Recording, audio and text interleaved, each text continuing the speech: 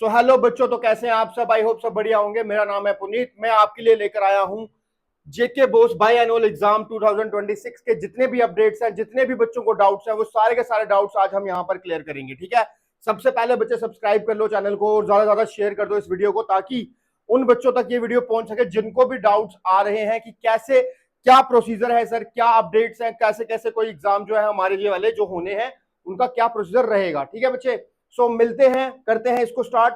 तो सबसे पहले आप एक चीज देखो, मैं यहां पर आपको यही चीज बता रहा हूं कि जेके बोस के जो भी 2026 के एग्जाम्स हैं उसके अंदर बच्चों को डाउट्स आ रहे हैं कि सर बहुत सारे डाउट्स हैं बच्चों के, जैसे कि कश्मीर डिवीजन के एग्जाम कब होंगे, सर जम्मू डिवीजन के एग्जाम कब होंगे, दोनों का क्या प्रोसीजर रहेगा। ठीक है ना, तो मैं सभी सभी क्लासेस के लिए बात करूंगा बच्चे। सबसे पहले मैं यहां पर तुम्हें बता देता हूं, ये जो वीडियो बनाई जा रही है ये क्लास 10th के बाई एनुअल वालों के लिए भी है, 11th वालों के लिए भी है और 12th वालों के लिए भी है। ठीक है बच्चे, और ये एक चीज वो भी बता देता हूं कि ये winter zone and summer zone as well, and summer zone as well बच्चों के लिए है। ठीक है, ये दोनों के लिए वीडियो बनाई जा रही है। ऐसा नहीं है कि सिर्फ एक सेशन को या एक डिवीजन को देखकर ये वीडियो बना रहा हूं मैं। ठीक है बच्चे, दोनों के लिए है। तो कोई भी डाउट अगर होगा feel free to comment in the comment box बच्चे। ओके, सो सबसे पहले बच्चे हम बात ये करते हैं, मैं कुछ फ्रेमवर्क्स लेकर आया हूं आप लोगों के लिए।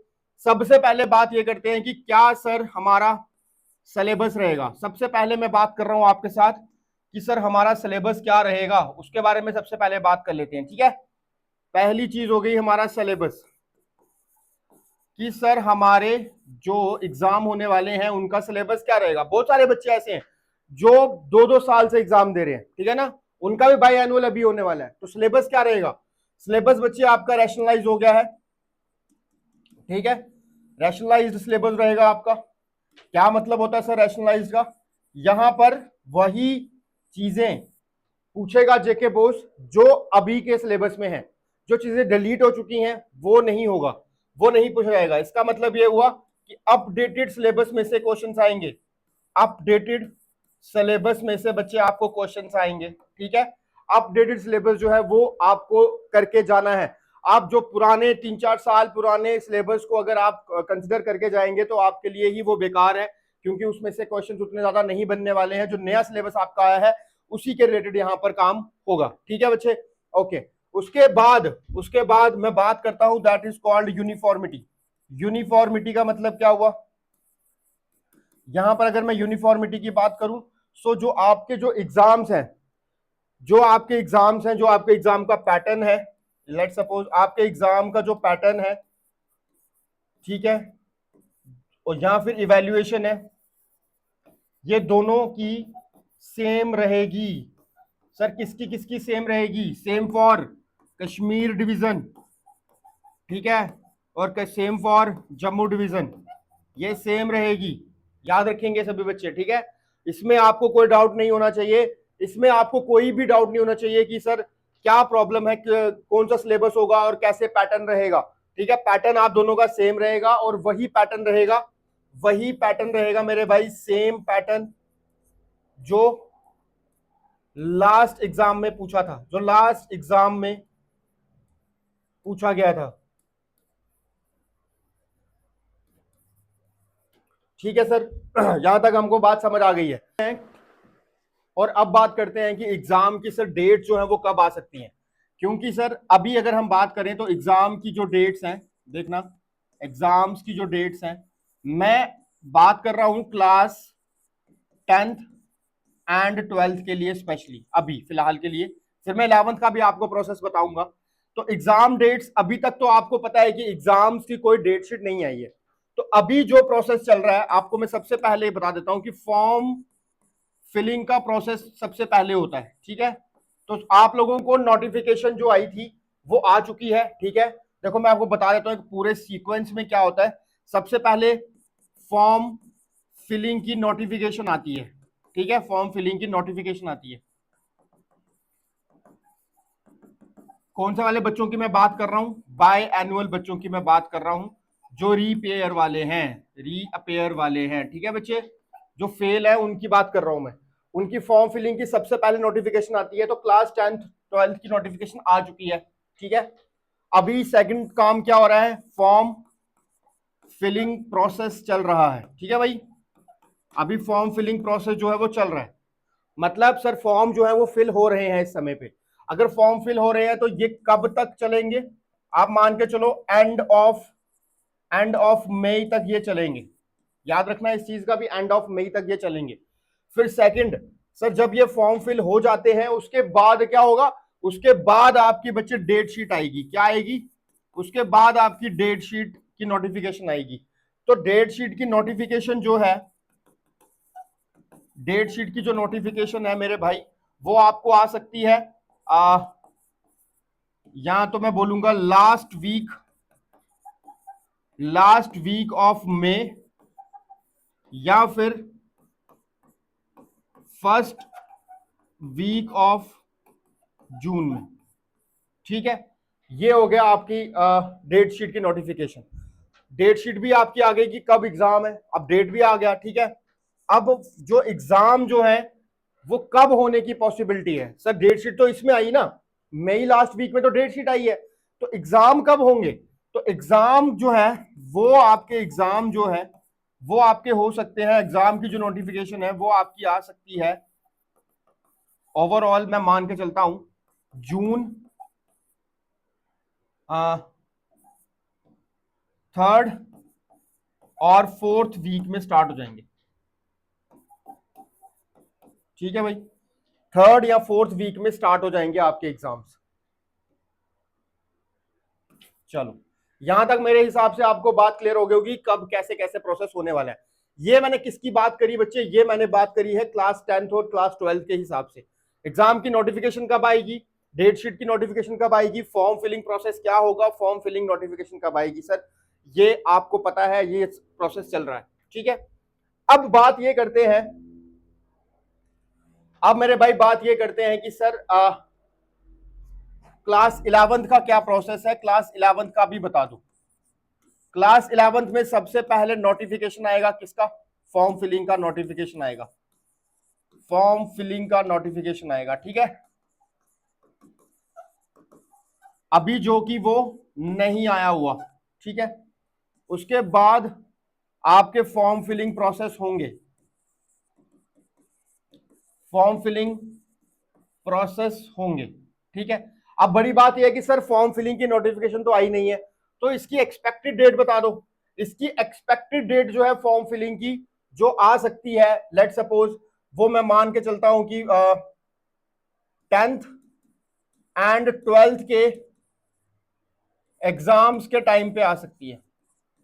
ठीक है, जब उनके एग्जाम चल रहे होंगे तब आपकी नोटिफिकेशन यहां पर आ सकती है। तो मैं आपको यही बता रहा हूं कि जो फॉर्म फिलिंग की जो डेट है या नोटिफिकेशन है वो 10th 12th के एग्जाम के आसपास आ सकती है। ठीक है, आसपास। ठीक है सर, अब यहां पर मान के चलो कि अगर ये नोटिफिकेशन यहां पर आई, नोटिफिकेशन आने का मतलब है कि आपके फॉर्म जो है वो फिल होना स्टार्ट हो जाएंगे।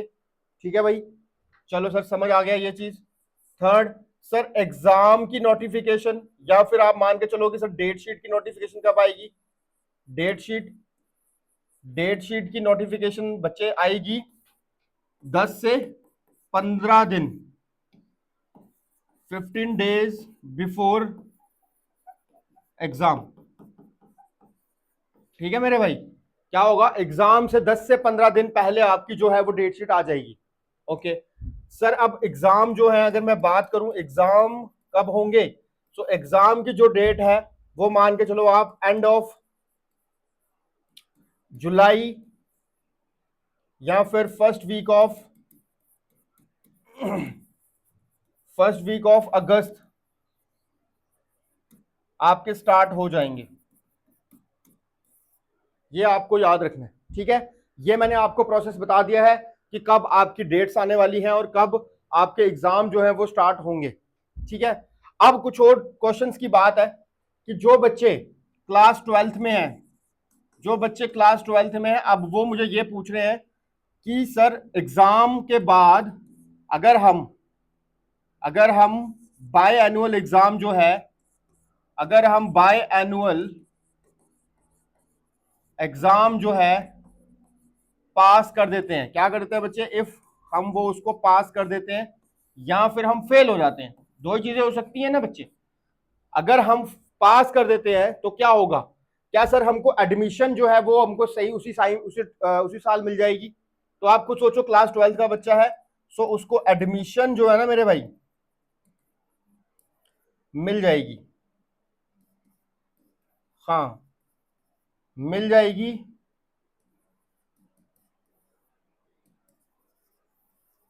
एडमिशन मिल जाएगी उसको, पर मिलेगी कैसे बच्चे?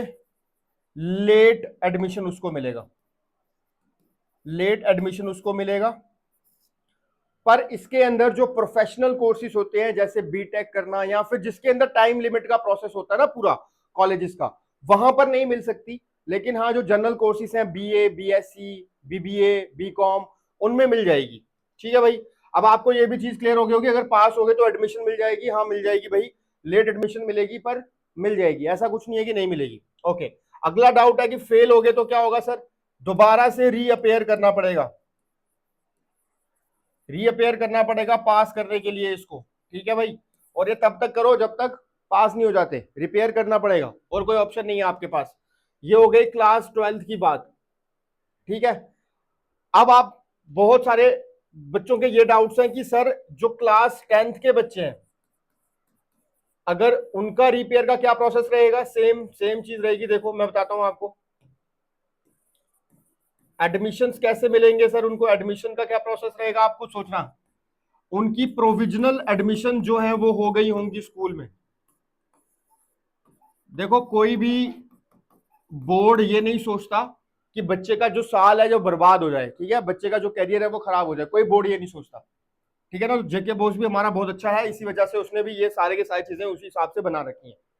तो प्रोविजनल एडमिशन बच्चों को मिल गई होती है इस समय, वो सबको पता है। आपको भी मिल गई होंगी प्रोविजनल एडमिशन, आप स्कूल जा रहे होंगे रिपेयर होने के बाद भी।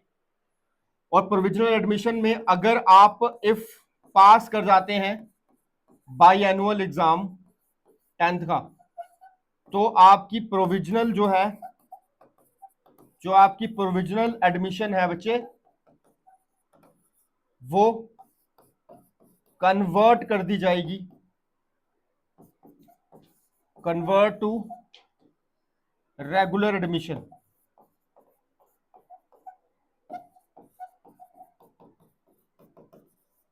बात समझे?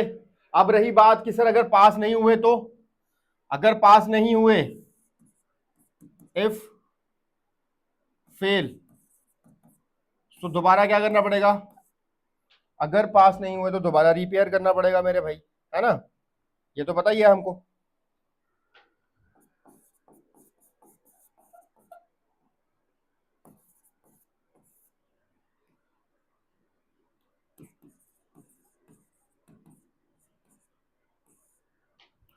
क्लियर है बात? अब आपको मेरी बात जो है वो समझ आ गई होगी अच्छे से।